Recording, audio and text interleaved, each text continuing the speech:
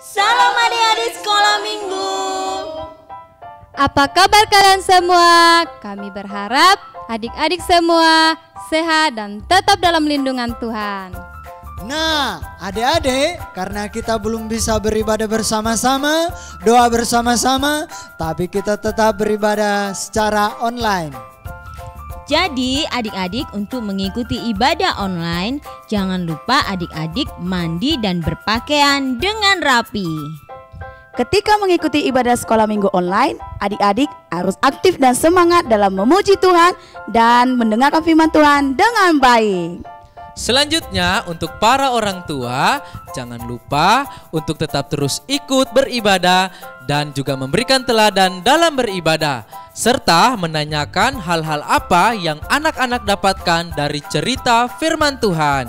Sudah jelas ya untuk anak-anak dan para orang tua. Selamat beribadah. Halo adik-adik dan para orang tua, ada pengumuman penting buat kita mulai minggu ini. Mulai hari ini akan diadakan absen. Absennya itu berbentuk foto dan video. Apa itu maksudnya?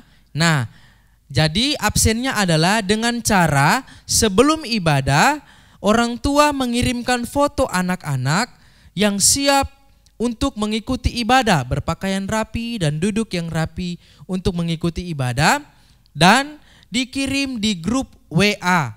Bagi yang belum dan mau bergabung boleh kirim di nomor ini. Yang kedua, setelah ibadah sekolah minggu selesai, anak-anak akan menghafal ayat hafalan setiap minggu dan orang tua mengirim video hafalan itu ke grup WA atau nomor ini. Terima kasih, sekian pengumumannya.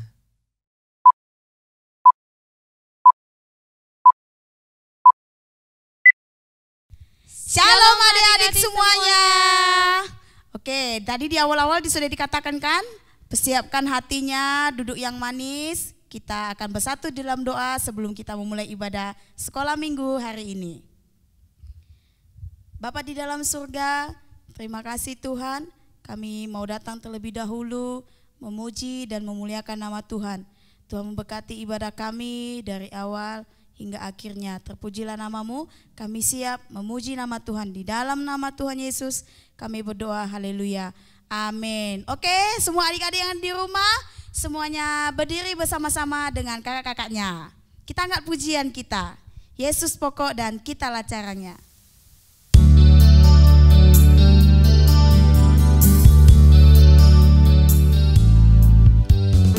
Yesus pokok dan kitalah caranya, tinggallah di dalamnya.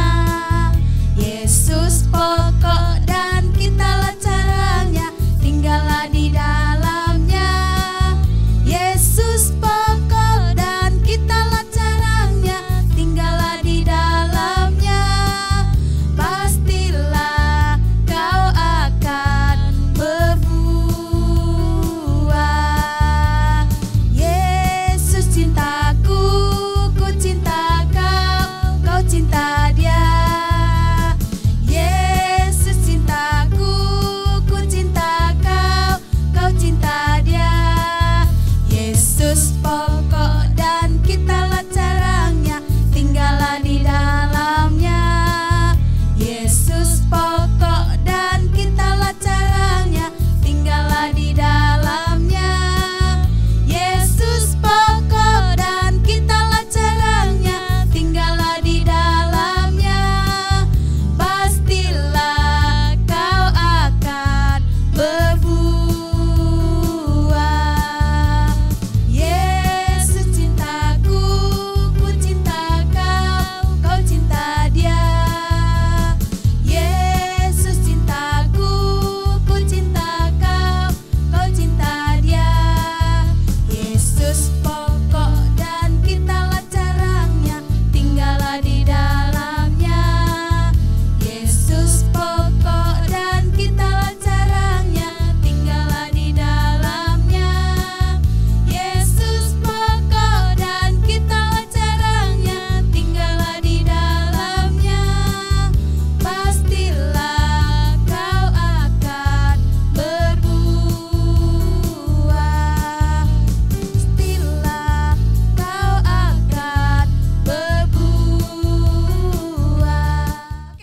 semuanya, kita akan lanjut lagu pujian kita yang kedua.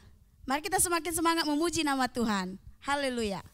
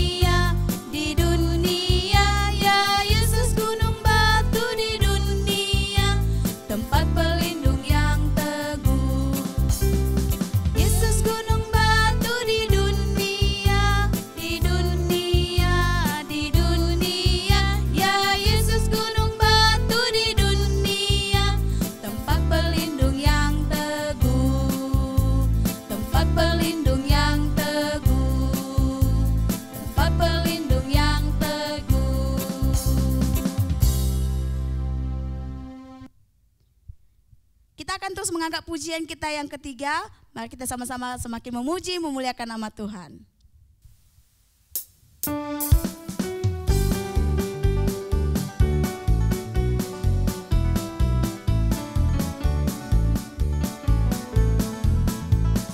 Yesus itulah satu-satunya penolongku yang sungguh, Dia berjanji akan kembali.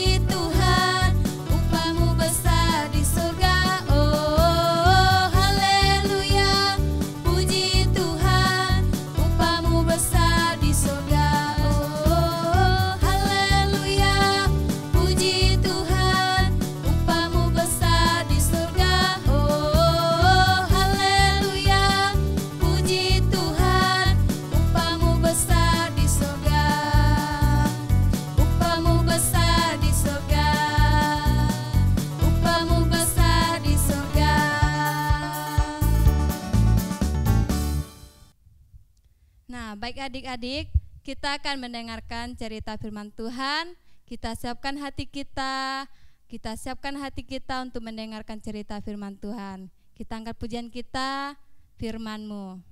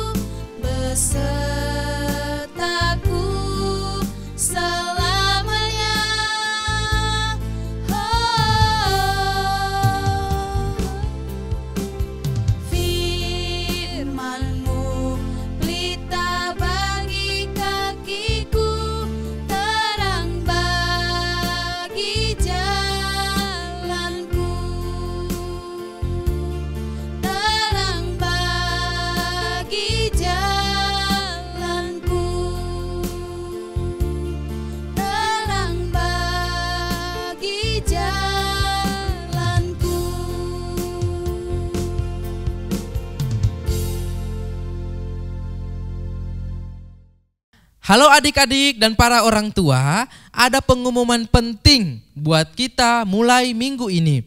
Mulai hari ini akan diadakan absen. Absennya itu berbentuk foto dan video. Apa itu maksudnya? Nah, jadi absennya adalah dengan cara sebelum ibadah, orang tua mengirimkan foto anak-anak yang siap untuk mengikuti ibadah, berpakaian rapi dan duduk yang rapi untuk mengikuti ibadah, dan dikirim di grup WA. Bagi yang belum dan mau bergabung boleh kirim di nomor ini. Yang kedua, setelah ibadah sekolah minggu selesai, anak-anak akan menghafal ayat hafalan setiap minggu, dan orang tua mengirim video hafalan itu ke grup WA atau nomor ini. Terima kasih, sekian pengumumannya.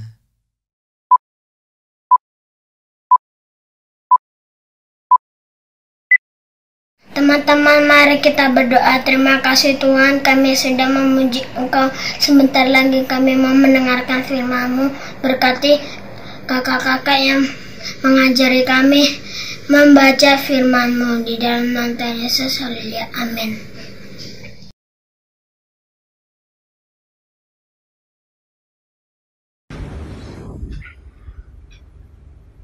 I love you, Jesus, deep down in my heart. I love you, Jesus, deep down in my heart. Turn about deep, deep down, down. Deep down in my heart, turn about deep, deep down, down, deep down in my heart. I love you, Jesus, deep down in my heart. I love you, Jesus, deep down in my heart. Turn about deep, deep down, down, deep down in my heart. Turn about deep, deep down, down. Deep down in my heart. Shalom adik-adik semua, selamat pagi, senang sekali kita boleh berjumpa lagi dalam ibadah sekolah minggu online. Om harap kalian gak bosan-bosan untuk beribadah, karena kita percaya di dalam ibadah kita bisa memuji Tuhan bersama-sama, kita bisa mendengarkan firman Tuhan, bahkan kita bisa berdoa kepada Tuhan. Bagaimana kabarnya hari ini? Kalau baik, tepuk tangan kepada Tuhan, tepuk tangan. Nah, kalau kabarnya kurang baik, tetap semangat, karena di dalam Tuhan kita akan mendapatkan kekuatan. Hati yang gembira adalah obat loh adik-adik. Nah, kita sudah berdoa, kita sudah mendengarkan pujian dari Michelle. Tiba saatnya kita mau mendengarkan cerita firman Tuhan. Hari ini firman Tuhan yang Om akan sampaikan ada 7. Kita mau belajar mengenai Yesus. Yesus adalah jawaban hidup kita. Nah, hari ini kita mau belajar mengenai Yesus adalah jawaban hidup kita. Apa sih yang bisa kita pelajari mengenai tentang Yesus? Nah, hari ini adik-adik semua, kita akan belajar mengenai siapa Yesus dari kitab Yohanes. Nah, di kitab Yohanes ini menceritakan ada 7 perkataan akulah. Mari sama-sama dengan Om katakan akulah. 1, 2, 3. Akulah. Nah, Yesus mengatakan 7 kali mengenai akulah. Nah, akulah ini, akulah ini, akulah ini. Nah, kira-kira ada yang udah tahu nggak mengenai cerita atau pembahasan mengenai kata akulah? Kalau bahasa Yunaninya, bahasa Alkitabnya itu adalah ego eimi. Nah, kata akulah ada 7 kali yang akan kita dengarkan. Yang pertama, ini dia. Yohanes 6 ayat 48. Akulah roti hidup. Nah, tadi kita sudah dengarkan teman kita membacakan ayat mengenai akulah roti hidup. Wah, adik-adik, ketika Tuhan Yesus mengatakan akulah roti hidup, Apa maksudnya itu? Apakah Tuhan adalah roti? Apakah Tuhan adalah roti tawar? Apakah Tuhan adalah roti selai? Enak. Ya, gimana? Nah, mari kita mau belajar. Nah, adik-adik, yang dimaksud dengan akulah roti hidup, Tuhan mau katakan bahwa dialah kebutuhan kita satu-satunya. Ingat, zaman dahulu orang itu kebanyakan makan roti. Di sana tidak ada beras, belum ada. Jadi mereka itu makanannya roti. Pagi roti, siang roti, malam roti. Kalau kita sekarang kan sudah ada beras, bisa makan roti, bisa makan nasi, bisa makan pasta, bisa kita makan beberapa makanan. Tetapi yang zaman dahulu kebutuhan makanan pokok adalah roti. Dan Tuhan mau memberikan contoh dirinya sebagai roti. Artinya Yesus adalah kebutuhan pokok kita. Nah, adik-adik, kalau kita orang Indonesia nggak kenyang kalau kita nggak makan nasi. Nah, gitu kan? Misalnya kita hanya makan roti pagi, pasti jam 10 udah lapar. Nah, adik-adik semua, begitulah contohnya mengenai akulah roti hidup. Di mana artinya adalah Yesus adalah kebutuhan pokok kita. Ya, mau tahu apa buktinya? Dalam pencobaan Yesus di padang gurun selama 40 hari, iblis mencoba Yesus, dikatakan, "Hai kamu, anak Allah, buatlah batu itu menjadi roti." Karena iblis tahu yang dibutuhkan Yesus pada saat itu adalah makan. Makanya dia suruh batu menjadi roti. Tapi apa yang dikatakan Tuhan? Dalam kondisi perut lapar, dia mengatakan, manusia atau kita tidak hidup hanya roti saja, tetapi perkataan Allah atau firman Tuhan memberikan arti bahwa bukan hanya makanan jasmani, tetapi rohani supaya kita kuat. Nah, ingat, satu poin yang pertama adalah kebutuhan pokok kita adalah Yesus yang sebagai roti hidup. Nah, yang kedua, mari kita lihat yang kedua. Yohanes 9 ayat 5. Selama aku di dalam dunia, akulah terang dunia. Amin. Nah, kita sudah mendengarkan ayat yang dibacakan oleh teman kita mengenai akulah terang dunia. Selama Yesus ada di tengah-tengah dunia, Yesus adalah terang dunia. Apa itu artinya? Apakah Yesus adalah lampu yang bergelantungan? Ataukah pelita yang setiap hari dipasang kalau mati lampu? Atau dia sebagai lilin? Tidak. Mau memberikan contoh kepada kita bahwa apa yang dikatakan Yesus adalah terang dunia, dia akan menyinari kehidupan kita. Sebagai contoh, kalau tidak ada terang, bagaimana kita mau berjalan pada malam hari? Kalau tidak ada terang, bagaimana kita mau melihat keindahan alam ini? Nah, terang itu penting gak? Siapa di sini kalau nggak ada lampu dia takut di kamar sendiri, atau ke kamar mandi sendiri, atau di ruangan TV, di ruang tamu sendiri nggak ada lampu, nggak ada sinar, nggak ada terang. Bagaimana? Takut nggak? Nah, begitu yang dikatakan firman Tuhan. Yesus adalah terang dunia supaya kita tidak merasa gelap, supaya kita merasa aman. Kalau ada terang, kita bisa berjalan. Mau ke kiri, oke ke kiri. Mau ke kanan, oke ke kanan. Nah, adik-adik semua, kalau tidak ada terang, kita tidak bisa melakukan apa-apa. Jadi dikatakan di sini Yesus adalah terang dunia. Dia akan menyinari kita melakukan hal-hal yang benar.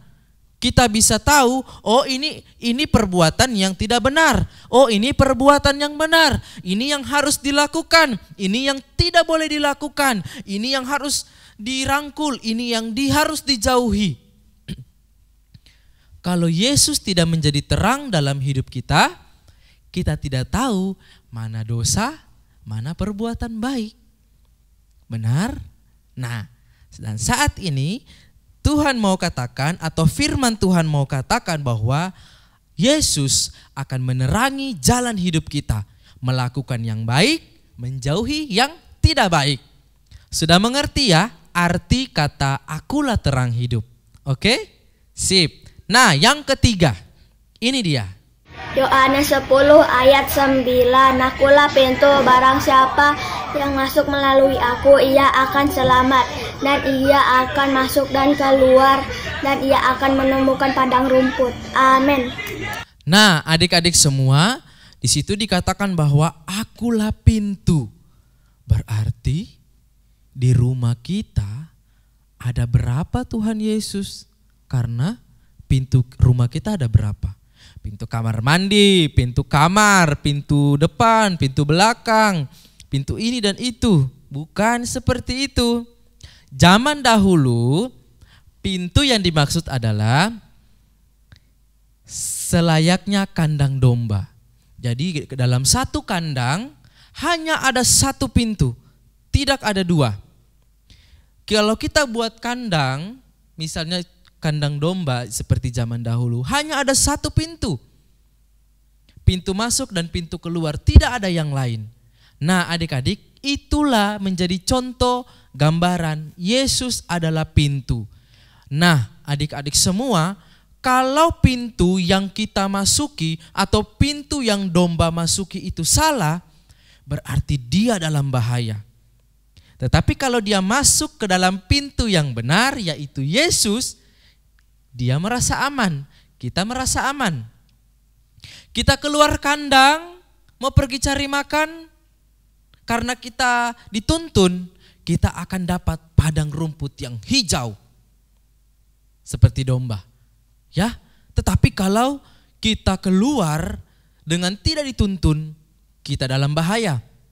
Seperti domba, ada binatang buas yang akan memakan domba-domba itu. Nah adik-adik, apa yang mau pesan, apa yang mau disampaikan dari akulah pintu. Jadi Yesus adalah pintu yang paling benar. Satu-satunya pintu yang benar, ketika kita masuk melalui pintu yaitu Yesus, kita akan merasa nyaman, istirahat dengan tenang, hidup dengan damai, hidup dengan aman. Ya, dan dia akan memberikan kita rumput yang hijau untuk kita nikmati. Artinya Tuhan akan memberikan berkat kepada kita yang di dalam naungannya atau di dalam tempat yang benar. Nah, amin. Nah, yang keempat adalah ini dia. Yohanes 10 ayat 11. Akulah gembala yang baik, gembala yang baik memberikan nyawanya bagi domba-dombanya. Nah, yang berikutnya adalah akulah gembala. Adik-adik sekalian, supaya kita tahu, zaman dahulu gembala yang benar adalah gembala yang tahu atau kenal siapa dombanya. Misalnya domba A, kakinya ada bulunya warna hitam. Terus di kepalanya ada warna hitam. Dia tahu. Yang B, oh dia ini makannya kurang, dia gak suka banyak makan, jadi porsinya sedikit. Oh yang satu ini dia gak suka ini, dia tahu. Misalnya dikumpulkan jumlah, misalnya gembala mempunyai 100 ekor domba. Kalau ada kelebihan 3, dia tahu mana dombanya, mana bukan dombanya. Nah adik-adik sekalian, itu yang menggambarkan Yesus adalah gembala. Yesus adalah gembala adalah yang memelihara hidup kita, yang berkorban untuk kita. Kalau kita pernah dengar cerita firman Tuhan mengatakan, ada gembala yang mempunyai 100 ekor domba. Hilang satu, dia langsung cari. tidak peduli dia masih punya 99. Dia harus cari domba yang satu itu. Padahal kalau kita tahu dia masih punya 99, masih banyak. Yang hilang cuma satu, gak apa-apalah, kan cuma satu. Tidak, adik-adik, itu bukan gembala. Gembala yang baik, gembala yang benar, dia akan cari dimanapun dombanya itu hilang dan dia akan bawa pulang. Mau menjadi domba-domba yang benar, seperti domba-domba yang benar? Mau memiliki gembala seperti Yesus yang memelihara, yang berkorban, bahkan kenal siapa kita? Orang tua kita sekalipun biasanya tidak tahu semua dalam diri kita. Ya. Nah, itu adalah gembala. Yang berikutnya, ini dia. Yohanes 11 ayat 25. Jawab Yesus, "Akulah kebangkitan dan hidup. Barang siapa yang percaya kepadaku, ia akan hidup walaupun ia sudah mati." Amin. Nah, adik-adik, itu mengenai akulah kebangkitan dan hidup. Nah, adik-adik sekalian, apa yang dimaksud dengan kebangkitan dan hidup? Ini dikisahkan dalam cerita Lazarus. Kita tahu Lazarus itu sakit, dikabari. Waktu itu nggak ada WA, jadi harus jalan kaki untuk kabari. Pergi ke tempat Yesus. Yesus, Lazarus sedang sakit. Oke, nanti ya, nanti saya pergi jenguk. Sebelum dijenguk sudah mati. Bahkan sudah dikubur 4 hari. Kalau misalnya makanan yang bermalam, masih enak enggak? 1 malam, 2 malam, 3 malam, 4 malam. Masih enak enggak? No. Masih enak enggak? Apalagi orang ditaruh di kubur. Kuburnya itu bukan di peti dan di dalam tanah loh ya. Itu di dalam gua dan ditaruh mayatnya. Berarti masih bau. Ya, normalnya 4 hari dikubur. Baru Yesus datang. Datanglah Yesus. "Hai Lazarus, bangkitlah, keluarlah." Apa yang terjadi?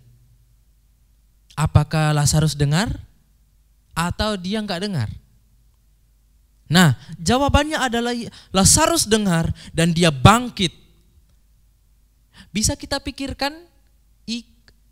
pikirkan bahwa mayat yang sudah bau, sudah mungkin ada yang rusak, itu bisa hidup kembali. Itu adalah mujizat dan kuasa Tuhan. Mau kasih tahu bahwa di dalam Tuhan kita bisa mengalami kebangkitan. Bukan hanya tubuh ini, tetapi kebangkitan setelah kita mati. Kita tahu ketika kita mati, kita kedapatan setia kepada Tuhan, kita akan mengalami kebangkitan dan akan masuk surga. Ini yang Tuhan mau kasih tahu, bahwa di dalam Tuhan akulah kebangkitan. Yesuslah yang akan membangkitkan kita. Untuk itu, mari kita setia kepada Tuhan. Yang berikutnya, ini dia. Yohanes 14 ayat 6. Kata Yesus kepadanya, "Akulah jalan dan kebenaran dan hidup. Tidak ada seorang pun yang datang kepada Bapa kalau tidak melalui aku." Amin. Nah, adik-adik, yang berikutnya tadi adalah akulah jalan, akulah kebenaran, dan akulah hidup. Nah, adik-adik semua, apa sih artinya? Wah, nggak ngerti. Ya, nah kita akan belajar mengenai akulah jalan, kebenaran, dan hidup. Mengenai itu semua, Tuhan Yesus mau kasih tahu hanya ada satu jalan. Hanya ada satu jalan. Ya, kalau kita mau datang di gereja, di Mitra Raya, kira-kira berapa jalan? Berapa jalan? Ada yang dari Kepri Mall, Simpang Franky, ada yang dari Marselia, ada dari alun-alun, ada banyak bisa. Istilahnya ada banyak jalan menuju gereja. Nah, adik-adik semua, Tuhan Yesus mau kasih tahu, hanya ada satu jalan menuju sorga. Hanya ada satu jalan menuju kepada Bapa. Siapa? Yesus. Kalau kita tidak melalui jalan yaitu Yesus, kita akan sesat. Kita nggak akan ke surga, mungkin ke Kepri, Mega Mall, di mana? Grand Mall. Nah, kita nggak sampai-sampai. Nah, jadi di sini mau dikatakan bahwa Yesus adalah jalan satu-satunya ke surga. Yang berikutnya, satu-satunya kebenaran. Tidak ada yang paling benar di luar Yesus. Hanya Yesus yang paling benar. Hanya Yesus yang memberikan kebenaran. Ya, dan hanya Yesus kita dibenarkan. Manusia yang berdosa dibenarkan karena Yesus. Dan yang berikutnya adalah satu-satunya hidup kekal. Tuhan akan berikan kita hidup kekal. Di dalamnya itu hidup kekal. Kalau kita masuk kepada Dia, hidup di dalam Dia, kita akan menuju kekekalan. Ingat, orang yang mengikuti jalan iblis menuju kebinasaan, menuju kematian kekal, menuju maut, ke neraka. Tetapi kalau kita masuk kepada jalan Yesus, kita akan menuju kepada kehidupan, menuju kepada kebahagiaan dan kepada sorga. Nah, adik-adik, yang terakhir ini dia. Yohanes 15 ayat 1. Akulah pokok anggur yang benar, dan Bapa-Kulah pengusahanya. Amin. Nah, adik-adik, itu yang dibacakan oleh teman kita mengenai pokok anggur. Nah, adik-adik tahu kalau misalnya pokok anggur itu seperti pohon, ada ranting-rantingnya, ada cabang-cabangnya. Ingat, di luar Yesus kita tidak akan berbuah. Kita contoh ya, Yesus itu seperti pohon. Kita itu ranting-rantingnya, cabang-cabangnya. Ingat, kalau kita tidak melekat pada pohon itu, kita tidak akan berbuah. Karena sumber dari kehidupan, sumber dari buah itu pokok. Ya, itu pohonnya. Jadi adik-adik di sini mau dikatakan bahwa pelajaran yang berikutnya ini adalah Yesus itu pokok anggur, kita ranting-rantingnya. Kalau kita menjadi ranting-ranting yang tidak melekat kepada pokok anggur, kita tidak akan berbuah, tetapi hanya punya daun. Kalau tidak berbuah, dipotong, dimasukkan ke dalam api untuk dibakar. Ngapain hidup? Ya, kalau tidak berbuah di pohon. Nah, adik-adik, terima kasih sudah mendengarkan cerita Om mengenai roti hidup, terang dunia, pintu, gembala, kebangkitan dan hidup, satu-satunya jalan, kebenaran dan hidup, dan pokok anggur. Ini akan memberikan kita pelajaran buat adik-adik dan orang tua. Artinya apa? Di sini diutarakan beberapa hal-hal yang penting. Kita membutuhkan roti, kita membutuhkan terang, kita membutuhkan pintu yang benar, kita membutuhkan gembala yang benar, kita membutuhkan kebangkitan supaya kita sampai ke sorga. Kita membutuhkan jalan yang benar, kita membutuhkan kebenaran yang membenarkan kita, dan kita membutuhkan hidup, serta kita membutuhkan pokok anggur supaya kita berbuah. Nah, adik-adik sekalian, ini adalah ketujuh hal yang kita butuhkan, ada di dalam Yesus.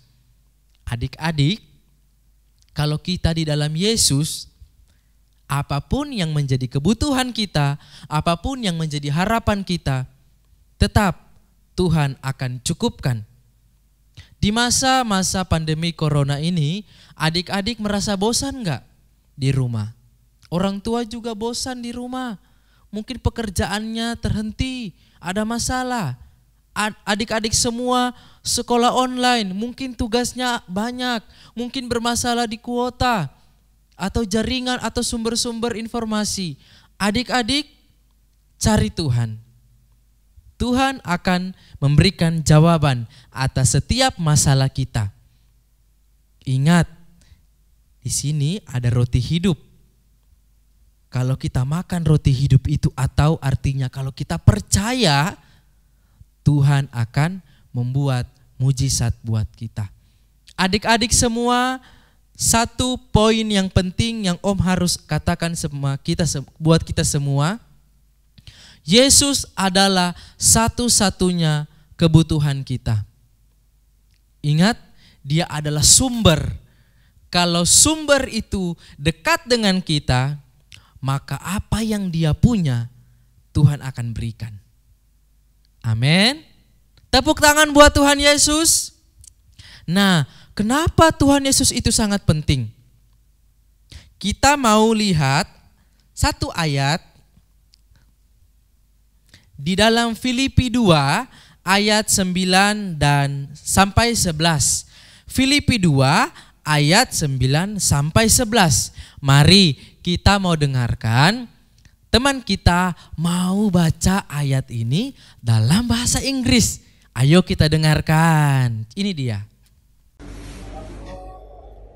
Philippians 2 verse 9 until 11. Therefore God exalted him to the highest place and give him the name that is above every name, that at the name of Jesus every knee shall bow in heaven and on earth and under the earth, and every tongue acknowledge that Jesus Christ is Lord, to the glory of God the Father.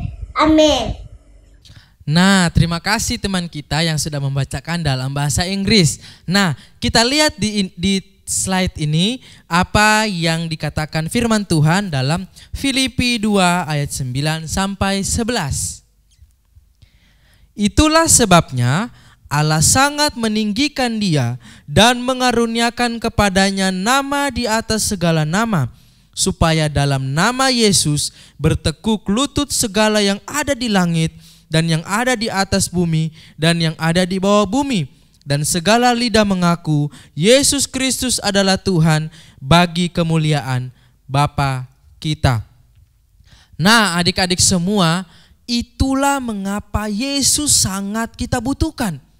Karena di dalam nama Yesus atau Yesus sendiri bertekuk lutut semua yang ada di dunia ini. Segala alam semesta, di bawah langit, di bawah bumi, di atas, semuanya itu tunduk pada satu nama, yaitu Yesus. Adik-adik boleh belajar berdoa dalam nama Yesus, dalam nama Yesus, dalam nama Yesus. Ingat, ketika adik-adik berdoa atau orang tua berdoa di dalam nama Yesus, Tuhan akan dengar dan firman ini akan terjadi. Di dalam nama Yesus bertekuk lutut segala sesuatu. Adik-adik, inilah firman Tuhan yang Om sampaikan buat kita. Yesus adalah jawaban hidup kita. Apa yang kita cari, apa yang kita khawatirkan, ada sama Tuhan. Nah, sekarang waktunya kita untuk ngomong sama Tuhan, bicara sama Tuhan, cari Tuhan. Dan Tuhan akan memberikan apa yang kita butuhkan. Adik-adik, inilah firman Tuhan. Nah, kita akan berdoa. Kita akan berdoa bersama-sama. Dan setelah berdoa, Om akan kasih ayat hafalan selanjutnya ya. Nah, mari kita berdoa sama-sama dulu. Lipat tangan, duduk yang rapi. Orang tua juga sama-sama dengan anak-anaknya untuk berdoa. Mari kita berdoa. Kami memuji kebesaran-Mu Tuhan dalam kehidupan kami. Engkau Allah yang setia dalam kehidupan kami. Engkau Allah yang baik yang tetap terus memelihara hidup kami. Kami Bapa di surga sudah mendengarkan firman Tuhan mengenai 7 perkataan akulah, bahwa Yesus adalah jawaban kehidupan kami. Engkau adalah satu-satunya penolong, Engkau adalah satu-satunya yang kami andalkan, tidak ada yang lain selain Engkau. Kami percaya Tuhan, Engkau hadir dalam kehidupan kami. Kami butuh Tuhan untuk mengatasi setiap masalah-masalah kami. Bapa di surga, kami minta biarlah Roh Kudus akan memberkati setiap anak-anak yang sudah mendengarkan firman Tuhan, supaya mereka mengerti apa yang menjadi maksud cerita firman Tuhan hari ini. Kami berdoa bagi orang tua, kiranya beri hikmat bijaksana untuk selalu menjadi teladan bagi anak-anak mereka dalam beribadah.